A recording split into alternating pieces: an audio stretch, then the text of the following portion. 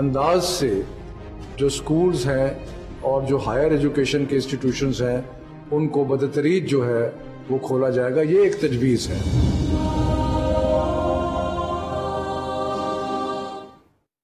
وزیراعظم کے معاون خصوصی برائے صحت ڈاکٹر فیصل سلطان نے اسکول کھولنے کے حوالے سے احتیاطی تدابیر بتاتے ہوئے کہا کہ ایک وقت میں آدھی کلاس کو بلایا جائے گا. بچوں کے درمیان 6 فٹ کا فاصلہ رکھا جائے گا. بیماری ختم نہیں ہوئی، بچوں کے لیے ماسک پہننا ضروری ہے.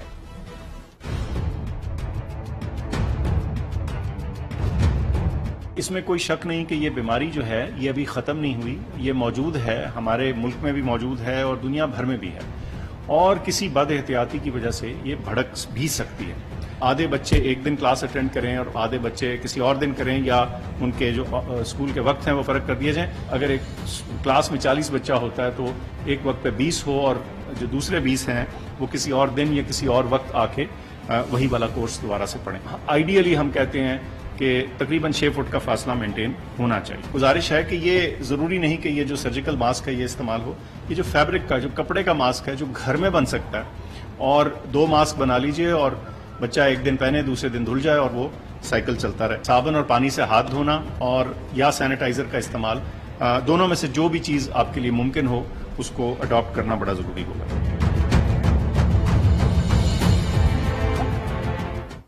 وفاقی سرکاری تعلیمی اداروں میں ہفتے کی چھٹی ختم کرنے کا فیصلہ. سرما کی تعطیلات بھی ختم.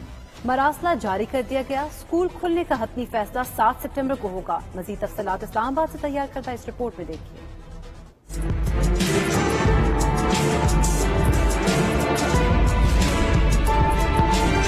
وفاقی سرکاری تعلیمی اداروں میں ہفتے کی چھٹی ختم کرنے کا فیصلہ کیا گیا ہے. وزارت تعلیم نے وفاقی نظامت تعلیمات کو مراسلہ جاری کر دیا ہے، جس کے مطابق رواں سال موسم سرما کی تعطیلات بھی نہیں ہوں گی. وزارت تعلیم کے مراسلے میں کہا گیا ہے کہ اسلام آباد کے اسکولوں میں ہفتے کے روز اسپیشل کلاسز لگائی جائیں گی. کورونا وبا کے دوران ہونے والے تعلیمی نقصان کا ازالہ کیا جائے. اساتذہ تعلیمی لحاظ سے کمزور طلبہ کو ہفتے والے دن اسپیشل تیاری کروائیں.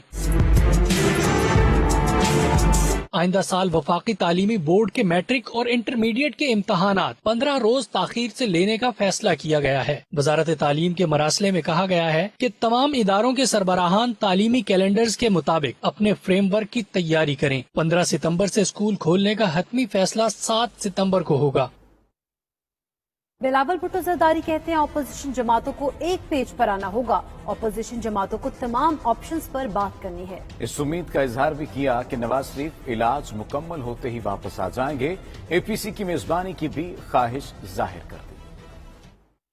ہمارا اپوزیشن لیڈر سے جو ملاقات تھا وہ بھی بہت اچھا گزرا. جیسے ہم آج کے جو معاشی صورتحال ہے، تاریخی مشکلات ہیں، عوام کے مسائل ہیں، اس پہ ایک 1 پیج پہ آنا چاہ رہے ہیں کہ پاکستان پیپلز پارٹی کو یہ آنر ہوگا کہ ہم اس اے پی سی کو ہوسٹ کریں. جیسے ہی نواز شریف صاحب کا صحت اور علاج کا سلسلہ ختم ہوتا ہے ہم امید کرتے ہیں کہ وہ واپس آئیں. لاہور کے علاقے چبرجی میں نجی بینک کی عمارت گرنے سے ایک شخص جاں بحق اور 21 افراد زخمی ہو گئے. D I G operation Ashfaq Khan کا کہنا ہے کہ ابتدائی تحقیقات میں دھماکہ گیس لیکیج کے باعث ہوا. مزید شواہد اکٹھے کیے جا رہے ہیں. لاہور سے فہیم امین رپورٹ کریں گے.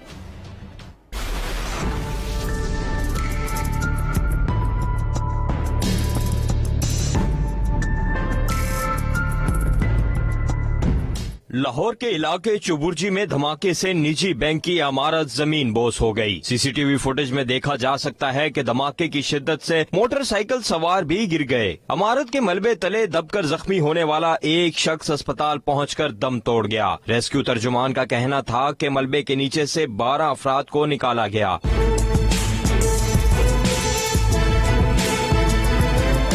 عینی شاہدین کا کہنا ہے کہ دھماکہ اس قدر زوردار تھا کہ عمارت کی کھڑکیاں ٹوٹ گئیں. بڑی شدید قسم کی آواز آئی ہے یہاں پہ. ایک دم یہ بلڈنگ نیچے ہوئی ہے اور یہ اصل میں کچھ لوگ کیونکہ جمعے کا ٹائم تھا اس کی وجہ سے یہ کافی زیادہ جو ہے کیجولٹیز نہیں ہوئی ہیں یہاں پہ. بلڈنگ گری تھی، جنگلے وغیرہ باہر پڑے تھے اور اندر سے زخمی باہر نکل رہے تھے جن کو آگ لگی ہوئی تھی اور وائٹ کلر کا ایک دھواں تھا اور اسمیل تھی بہت زیادہ گیس کی. سروسز ہسپتال منتقل کیے گئے زخمیوں میں 45 سالہ اقرار دم توڑ گیا. کیمرامین عادل نواز اور ساتھی رپورٹر خاور مغل کے ساتھ فہیم امین، 92 نیوز، لاہور. کوئٹہ میں سریاب روڈ پر واقع مسجد کے باہر بم دھماکے میں 7 افراد زخمی ہو گئے. پولیس کے مطابق خوش قسمتی سے موٹر سائیکل میں نصب بارودی مواد کو آگ نہیں لگی. دھماکہ ڈیٹونیٹر کے پھٹنے سے ہوا. واقعے کی سی سی ٹی وی فوٹیج بھی 92 نیوز نے حاصل کر لی ہے. کفایت علی کی یہ رپورٹ دیکھیے.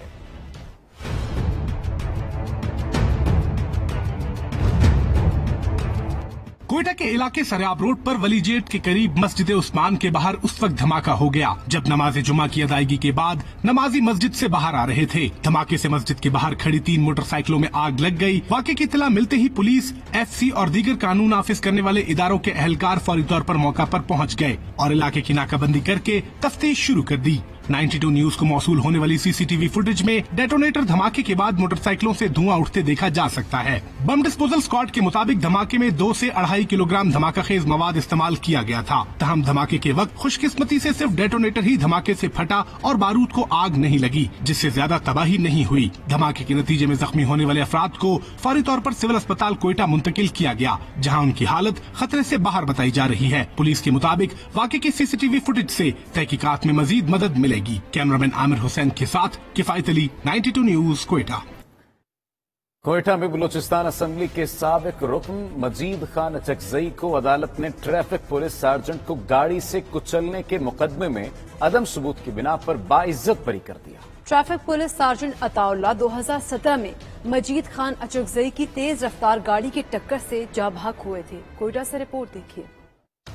جون 2017 میں اس وقت کے رکن بلوچستان اسمبلی مجید خان اچکزئی کی تیز رفتار گاڑی نے ٹریفک پولیس سارجنٹ عطا اللہ کو دوران ڈیوٹی کچل دیا تھا. واقعے کے چند روز بعد ہی سامنے آنے والی سی سی ٹی وی فوٹیج نے ٹریفک سارجنٹ کو دانستہ طور پر کچلنے کے معاملے سے بھی پردہ اٹھا دیا تھا. 3 سال سے زائد عرصے تک چلنے والے مقدمے کا فیصلہ کرتے ہوئے کوئٹہ کی ماڈل کورٹ کے جج دوست محمد مندوخیل نے ملزم مجید خان اچکزئی کو عدم ثبوت کی بنا پر مقدمے سے بری کر دیا. ایم پی اے مجید اچکزئی کی تیز رفتار گاڑی کی ٹکر سے جاں بحق ہونے والے ٹریفک پولیس سارجنٹ کا تعلق ڈیرہ غازی خان سے تھا. واقعے کے بعد سابق رکن اسمبلی مجید خان اچکزئی کی جانب سے متعدد بار لواحقین کو دیت کے بدلے مقدمہ واپس لینے کی پیشکش کی گئی تھی. تاہم لواحقین کی جانب سے پیشکش قبول نہیں کی گئی اور عدالت میں مقدمہ لڑنے کا فیصلہ کیا گیا. مقدمہ کوئٹہ کی ڈسٹرکٹ اینڈ سیشن کورٹ میں چلتا رہا، جبکہ کچھ عرصہ قبل ہی مقدمہ ڈسٹرکٹ اینڈ سیشن کورٹ سے ماڈل کورٹ منتقل کر دیا گیا تھا. کیمرہ ٹیم کے ساتھ کفایت علی، 92 نیوز، کوئٹہ.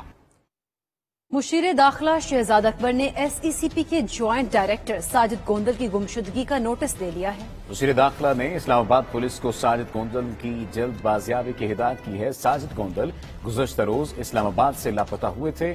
نوٹس لے لیا گیا ہے. مشیر داخلہ کی اسلام آباد پولیس کو ساجد گوندل کی جلد بازیابی کی ہدایت. پی آئی اے نے کرایوں میں کتنی کمی کی ہے، بتائیں گے ایک بریک کے بعد. آپ رہیے ہمارے ساتھ.